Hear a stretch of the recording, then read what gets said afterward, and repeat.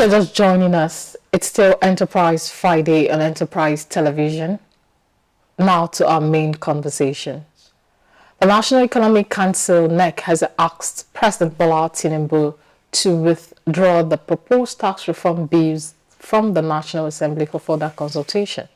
After a Thursday meeting, Oyo State Governor Seyi Makinde explained that council members believe in fostering consensus and understanding of the bills among Nigerians. The NEC noted the country's on the performance in revenue metrics, including the tax to GDP ratio, and emphasized the need for alignment among stakeholders for successful reform. The recommendation seeks to prevent misinformation and ensure clarity on the reform's intent, which aims to optimize taxation and improve fiscal efficiency. Very true, and President Tinubu had previously requested the National Assembly to pass 4 tax bills, including the Nigerian Tax Bill and the Tax Administration Bill. However, the Northern State Governors Forum, representing 19 states, opposed these bills after discussion with the Northern traditional rulers, fearing they might negatively impact the region. The presidency reassured the reforms wouldn't increase the number of taxes but only aimed to streamline tax administration by addressing overlapping responsibilities and inefficiencies. And we're doing justice to this particular story with us in the studio. We have, from my left hand, Emeka Madnago and Cyril Abako. Good morning, Emeka Madnago. Thank you, gentlemen. Thank you for joining us. Cyril Abako, thank you. And Cyril Abako is a public affairs analyst and commentator. Same with Emeka Madnago. He is a journalist and a public affairs commentator. Thank you for your time this morning. Okay, getting into the crux of the matter this morning, starting with you, Cyril Abako. Why, looking at this particular story, the opposition came from 19 states influenced by the Governors Forum in the northern area. And in the history of Nigeria, it is known that the northerners have actually benefited more from Nigeria, more than other regions of the country. So why do you think they are standing up to oppose it at this time? You began the matter from a very controversial point of view, because there's no northerner here to actually corroborate what you said. But but the point is, it's relative to say the north has benefited more. Maybe they've enjoyed a larger chunk of time being in power, but whether they benefited more, well, I think that so this is not necessarily about VAT policy, per se, in my opinion. It's more of politics. The president submitted a VAT bill that attempted to maybe play to the strength of Lagos as a state. Because in principle, if the bill is now proposing that VAT should be collected and remitted based on companies' headquarters, we know that commercial companies, almost 90% of them, are doing well in Nigeria and in Lagos here. So it means that Lagos will now take a larger chunk of VAT. But the northern governors are saying no. Consumption tax must be given to the people who you must factor consumption points over and above any other consideration. So that is where the real issue is. But I said politics because, not necessarily because I have a horse in the race, but primarily, northern governors convoked a meeting, invited traditional rulers, invited elders, and laid out a number of what I would call sore points they had with Mr. President. This VAT is just one of them. Okay. But we're talking VAT today. Then they rejected, they didn't mind words. They rejected. They said they noted with dismay. That was the word that was used, Governor Mohammed Yahya of Gombe. He said they rejected the bill. Mr. President, withdraw the tax reform bill. Now, after that, NEC has met, National Economic Council, comprising governors and the president, the vice president, I think, is head of that body. Yes. By constitution. Now, but the vice president is part of the government and is from the north. So the NEC comprises all governors, not just governors from north or south, all the governors. Now, we didn't see any time certain governors sat together to also study the bill to see if it was good or bad. if so, the way the northern governors did that, we didn't see southern governors come together to say let us meet in Asaba or Lagos or Port Harcourt or Enugu or even Ado-Ekiti.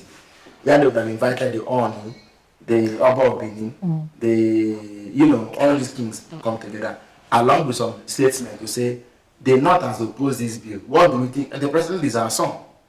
What do we think? Is this bill good or bad? So there was no corresponding political action from the South. It was just, but again, this also, I was telling you before we came on air, is it our president being isolated?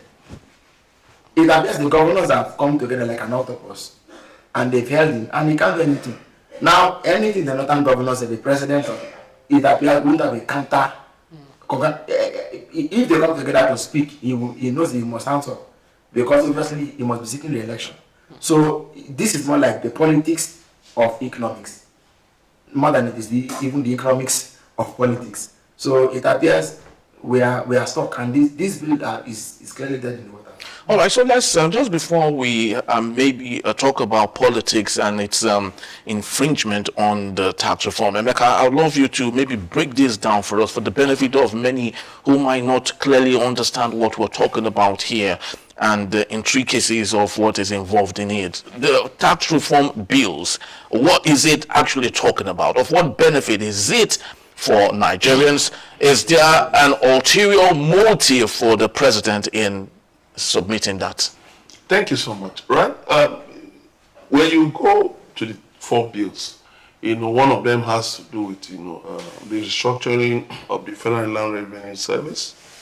Then there are also bills, talking about how taxes should be paid, how taxes should be, administered. Just a follow-up from the Finance Act, which was signed into law by President Muhammadu Buhari and was to be, that has been reviewed, annually. So now it seeks to, tax more people who earn higher, and then remove the tax burden from people in the lower economic bracket, in the lower income brackets. But the contentious issue is this, is the VAT, value added tax, which is more of a consumption tax. For everybody. Turnover tax. It's not a resource tax. The man who introduced it, Dr. Kalu Dikakalu, he used to be with the IMF, I guess. Now, he was finance minister under Babangida and under Abacha. Now, there was an interview he did with the Punch in 2021. And from what he said, it was he just brought the idea. There was no consensus. There was no, there wasn't any public hearing and all that. There was no legislature there. But at least, there should have been what is happening now should have happened then in 1996. There should have been consultation, there should have been hearings, public hearings to, hammer on this thing. Because when Nigeria started implementing, we started with 5%. Ghana came. He said, according to him in that interview, Ghana came to him and just pushed down at 17.5. There's money to be made. The thing, led to riots in Ghana. And then they had to backpedal. Now, in Africa, Morocco has the highest VAT rate, which is 20%. Okay. Which African nation said they will aspire to 20%. But how do you do that? You can only increase your tax rate when your economy, according to that interview, is moving between 10 and 20%. It's growing by 10 and 20%. But the IMF has cut Nigeria's growth, has downgraded it. If there was anything, the IMF forecast for this year was actually, I think, 1.5%. But now it has downgraded it, and you want to increase VAT to 10%. It makes no sense. Instead of bringing in tax reform bills, what we should actually bring should be economic growth bills. Yeah. Economic reform bills, because there are areas in this country that can actually generate so much revenue, generate a lot of jobs. But you see, the issue is this problem of free money, easy money. So anywhere, Nigerian politicians are not given to deep introspection. They are not futuristic. They are just for now. That is why you are having these problems. The northern government who are coming up now, actually, this should have been done on, you asked the question of, why is it coming now? This should have actually been done under Abacha. Now, there was something Dr. Khalid Dikakalu said, that when a cabinet meeting came up, and Abacha asked him to explain, what happened, he said his chest suddenly started paining him. I started coughing. So he had to be helped out of the meeting chairman, and then he called for his wife. His wife, who is a medical doctor, came and attended to him in the on the corridor. Mm-hmm. And then Abacha, just in his absence, Abacha just passed it without clear thinking. The man who brought it, Kari said they introduced it in South Korea and it was accepted. Check the growth rate of South Korea compared to Nigeria. Even at that time. Nigeria, do you know it was under Abacha that inflation rose to 76%, the highest since Nigeria's independence. Now, when we have inflation, almost jumping into 40%. Mm-hmm. So, now, how could you have brought in such a policy to Nigeria that at that time had 76% inflation rate? Mm-hmm. And you are the same, Dr. Kari saying that you introduce something when the economy is growing between 10 and 20%. So there's an incongruity. It means that's why it should have been well thought out. That's why we keep saying, but they say we just talk and talk. Well, at the end of the day, they come back to what we say.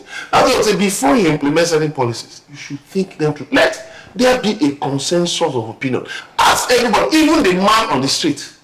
Because the assumption that Kari Dikakalu had at that time was that VAT should actually be federally collected because it is, those paying it are the big companies and the federal agencies, which at the end of the day was not true. He didn't look at the fact that, you see, humanity is organic, human life is organic. Things evolve. You understand? Things evolve with time. Now, VAT has evolved from just those federal agencies and big companies paying to the man on the street. It has now become a consumption tax. Lagos State government today is charging sales tax. So what it means is this: the clear thing is VAT should be scrapped. Should be scrapped. If you ask me, it should be scrapped. Let every state. One other thing, you see, I've even discussed with people in Federal Land Revenue Service, and they said that look, it is because states have refused to train their own people to collect these taxes. That VAT why should the federal government in the federation be collecting taxes on behalf of states? After how many years of it? 64 years of independence. That is because governors are lazy. They just look for the easy way out. What you need to do, you have graduate unemployment. Train your people. Bring the methodologies. Improve, and then you don't have technology. Use technology. Now, it will force you to think more of how you can, shape economic activities and push them up in such a way that you can get VAT. Now, you go to an eatery. Let me say you go to Chicken Republic, right, to buy something. Check. You're going to see VAT.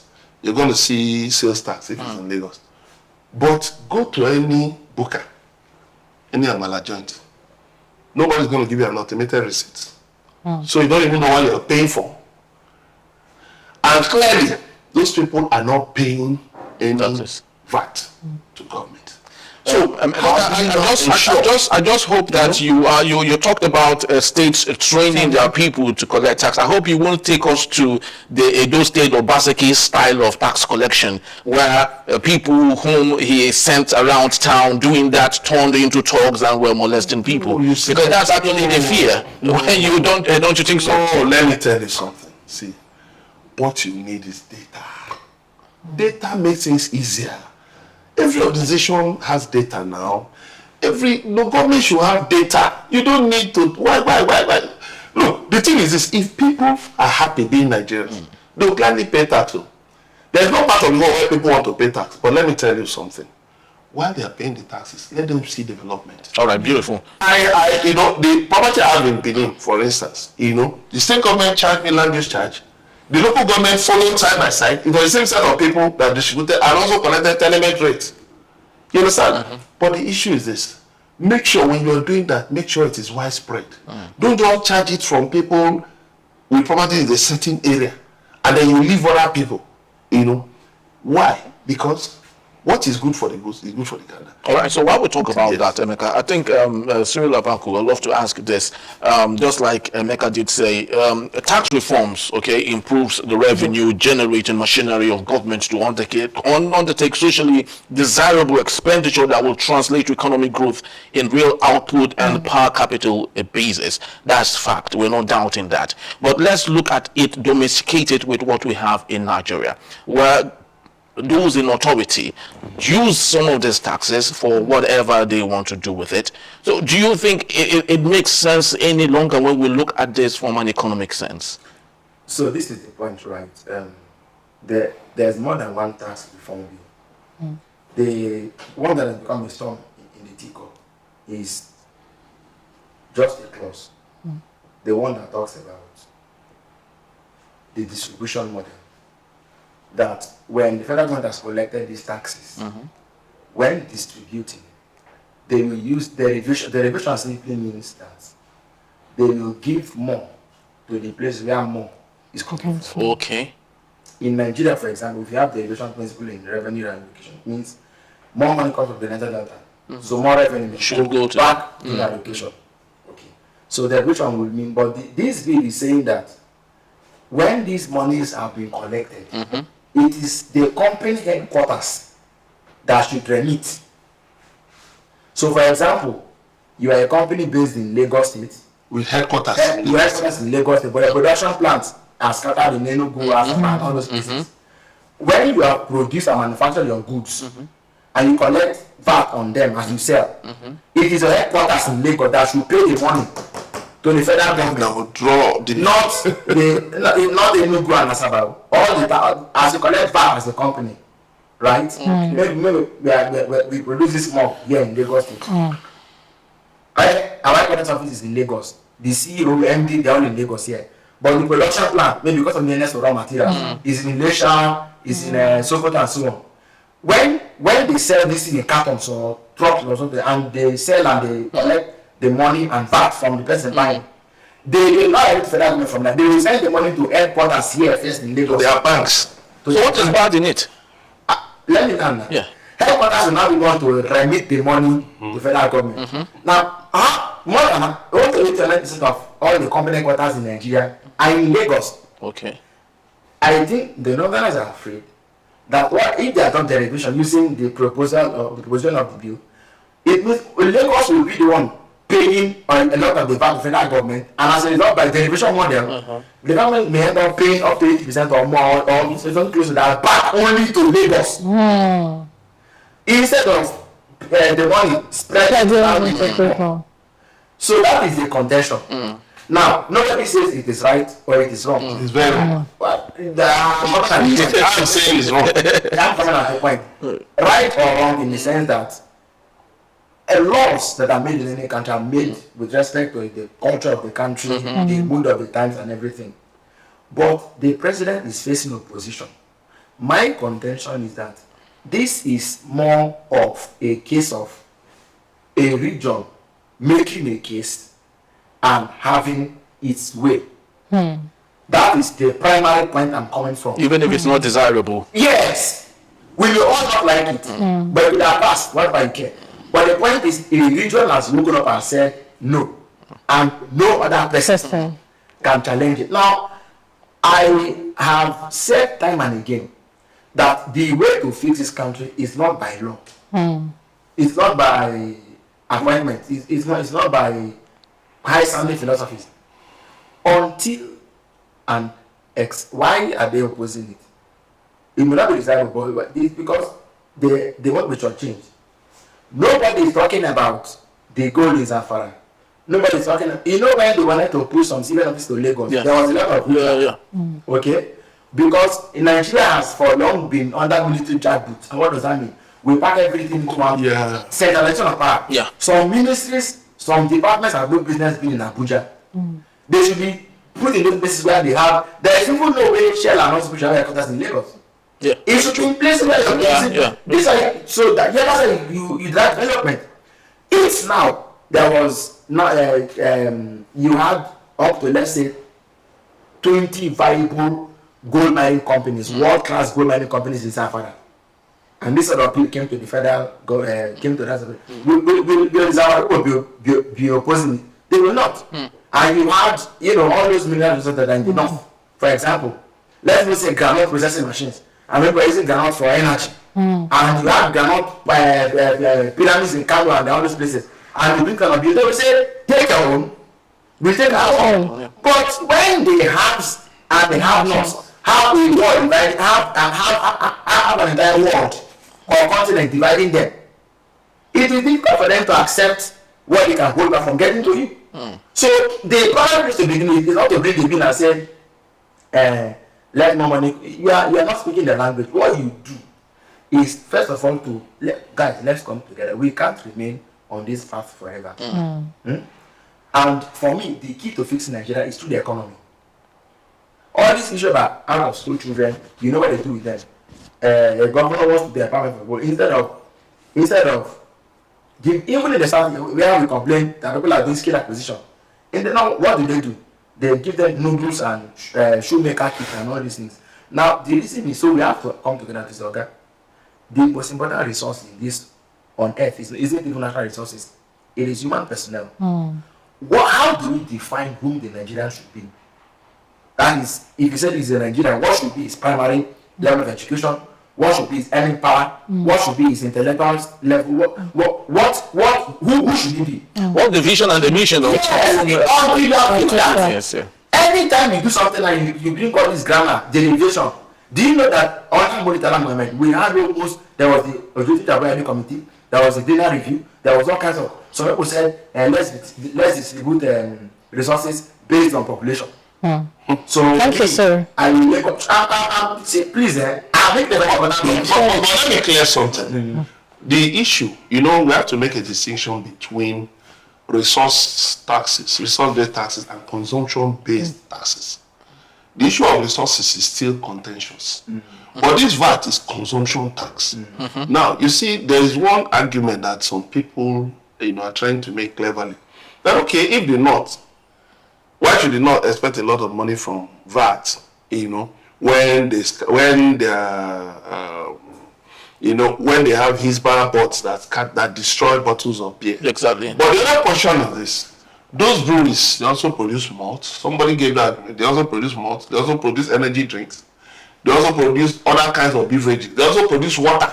Soda. So, soda and all that. So, that even if they forbid beer, the other products too, how about the VAT from the other products? And then if you look at the, if you do a data-based, extrapolation of the figures, of those who drink beer and all of that, you might find out that there are more people who take the other products in those northern states than beer. I think we need to review that. That's why I say that VAT should be scrapped. Let it be decentralized. Let every state collect consumption tax. Remove that value-added tax is vague. What value are you adding? Yes. What value are you adding? Because that's why you don't charge VAT on agricultural products. So if you don't want to pay VAT, let me tell you, just notebooks, sell notebooks and all of those educational materials. Sell rice, sell beans in their raw state. Nope, you won't pay VAT. But when you now say value added, it's funny. Because the one who packages rice, for instance, in a bowl and is selling, he will put it in a bag now. He's not going to take it in that raw state or power your hands or your pocket. He's going to package it. So when it's packaged, is he not adding value? He's adding value to it. But you now say you won't charge value-added tax. Let's scrap it. That word doesn't make any meaning. Charge consumption tax. In that way, you even say many states says we don't want beer. No problem. Let those who allow the sale of beer, let them collect. Then you will see that there will be peace. All this controversy will end. And then again, let the federal government, in federal level, should train tax officers across the 36 states and the FCT, such that they can, do so much, make so much money from consumption tax. Thank you so much, Emeka Madnago. So this will be my last question, and please just add it up to your pattern shot. Now, if the governors, especially with the Northerners now standing against this tax bill, it should go through, should we say subsequently they would always come together to stand up against something that would not be in favor to them.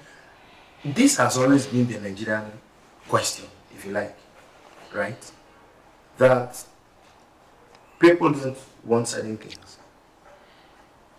They speak up for it. And there's nothing wrong with that because it's a democracy. But, you know, Henry, you ask, the last question you asked Emeka, we can now all see that the sort of things Emeka has been outlining are the things they don't want to talk about at all. Why? They won't talk about it. Let us sit down. Because, look, they said they don't take beer. That's officially, right? If they see his bag, they'll scatter. Yeah. But whether they drink it or not, they want to also take VAT. They want to take a share from it. Fine. Why can't we discuss that? Why can't we? It's like Chichi Dodo. You know Chichi Dodo? The Chichi Dodo, yes. In Yes. the Ghanaian novel. Yeah. The Chichi Dodo is the bear, right? That doesn't eat feces, but eats the maggot that comes out of it. It's funny. So there must be the determination, and you know, we sometimes we call it elite consensus. They must come together to sit down and agree before you even write the law. There must be an agreement. You don't want it. Why do you want the money coming from it? Okay. Now, then this VAT thing, you know what, guys? Don't let us have any hoopla over it anymore. To your tents, all states. Everybody go to your state. We're scrapping it. There must be the determination to sit down. There is a reason Nigeria does not like data. This is the point. If you want to even check how many people take more than soda, you may never get these answers. Not because they're not there, but the simple one is that they are investing heavily on data. Yes. It's important. You must know. I said that the other day that to fix Nigeria, the beginning point would be to count how many are we in the first place. What's our land territory? So you can plan. You don't have altruistic leaders. But how can that be possible when we have unwritten laws? Okay, protecting some of this. There's nothing unwritten. Let me tell you. The sincerity, basically. There's nothing unwritten. There's nothing unwritten. Let me tell you. Look at NIN. Previously, people will tell you, that Lagos has a population of up to 22 million people. But now look at PVCs now. How many PVCs were raised in Lagos? How many were collected? Look at NIN. Just about 11 million. Right? Instead of 22 million. A lot of these things, people just play politics with figures. Yes, they do. Yes. A lot of these things that are hyped, that they not have more population than the size, they lie. If you travel extensively in the north, you know it's a lie. But the thing is, who will be altruistic enough to to just commit class suicide, do a population census and bring out the truth, not just damning the consequences, not caring about what happens. Who will do that without helping his or her own region? That is where the problem is. We don't have altruistic leaders. So back to Kalu, he, I think, made the same mistake that Dr. Nnamdi Azikiwe made in the past. Let us just come together while overlooking the differences. He said in that Punch interview that there's no need for regional, considerations and all of that. But let me tell you, like Cyril said, tribalism is a major problem in Nigeria. We must discuss it. It is. Religious bigotry is a problem. We must discuss it. There shouldn't be no problem. Let's discuss it. The National Stadium in Abuja that was built with a lot of money, so much money, 2003, has been abandoned. It has been abandoned now. National Stadium in Lagos. You know what they do with it there now? It has become a praying ground. Yes. Not that we hate prayers. But is that what a personal appeal? No, is that what it was intended for? Every weekend, every weekend we return to pre-civilization. Churches are corporate. More, you see, when it's on Friday, today's Friday, just go to some places, they've blocked whole roads. The time doesn't wait for anybody. Even on Sundays, you go to some church streets, cars are parked, double parking. Well, there must be conversation. Well, do you necessarily think that those are the big problems that we have? Let's take a look at.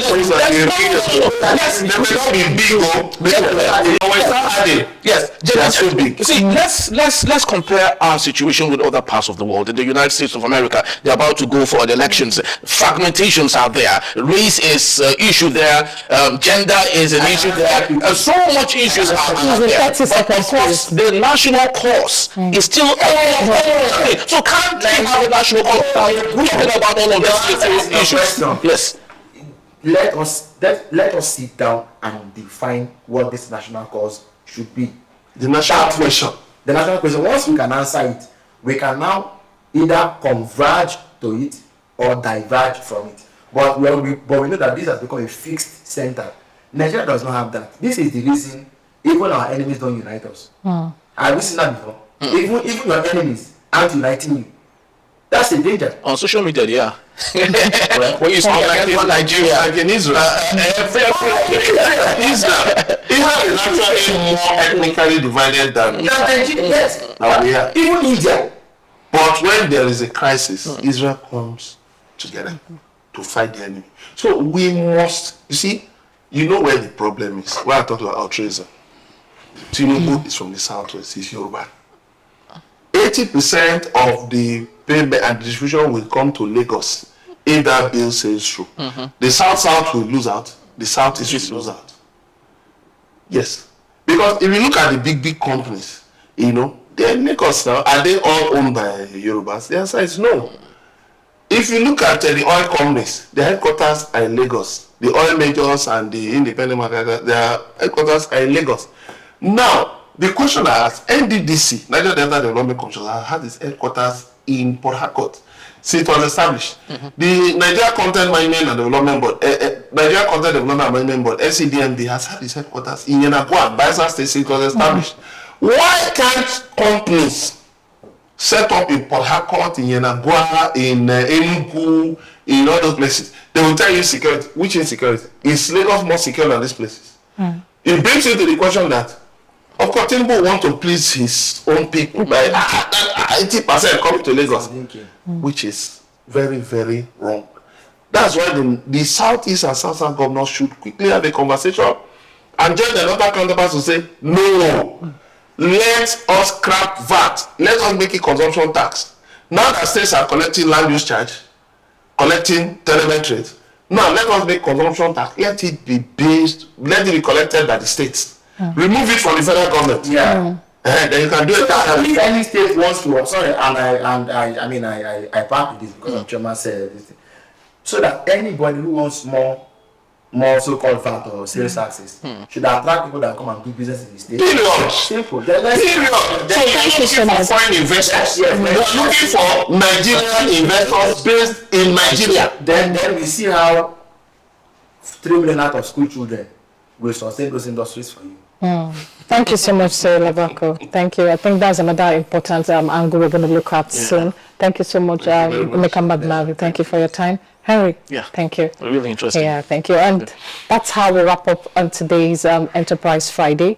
Do well to visit all our social media handles at Enterprise TV7 and visit our website at www.enterprisetvnews.com.